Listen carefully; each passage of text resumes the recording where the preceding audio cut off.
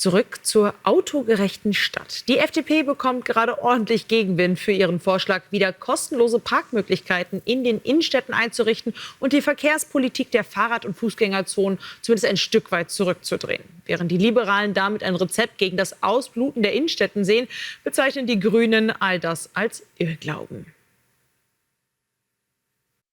Ein kurzer Besuch in der Innenstadt, da kostet das Parken gleich mehrere Euro pro Stunde. Zu viel findet die FDP und fordert das Ende von Parkgebühren. Und wenn das nicht geht, dann eine Flatrate für deutschlandweites Parken in Innenstädten. Eine Art 49-Euro-Ticket also, aber fürs Parken nicht, fürs Zugfahren. Ich glaube, es macht das Ganze einfacher.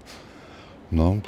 Und eine Flat finde ich immer gut. Dann wäre es ja sogar sicherlich für eine viel günstiger. Andererseits wird der Verkehr in die Stadt gelockt, was auch nicht so gut ist. Das ist eine Sache, die sollte man vielleicht doch eher den Kommunen überlassen. Der Plan geht noch weiter. So sollen künftig weniger Straßen in Fußgängerzonen und Fahrradstraßen umgebaut werden. So wörtlich ideologische Straßensperrungen lehnen die Liberalen ab. Wir wollen keine ideologische Mobilitätspolitik. Mobilität ist gut. Es gibt unterschiedliche Formen der Mobilität. Nur die will man ermöglichen, so wie es vor Ort auch gefragt und gefordert ist. Viele Städte versuchen gerade, den Autoverkehr aus der Stadt zu drängen. Kommunen dürften mit dem Plan um Millionen Einnahmen bangen.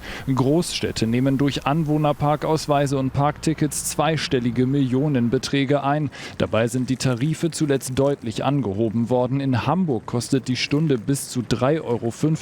In Berlin, Frankfurt am Main und Köln maximal 4 Euro. Spitzenreiter sind Düsseldorf mit 4,50 Euro und Stuttgart mit 4,60 Euro. Union und SPD lehnen die FDP-Vorhaben ab. Auch die grünen Koalitionspartner schießen scharf gegen den FDP-Plan.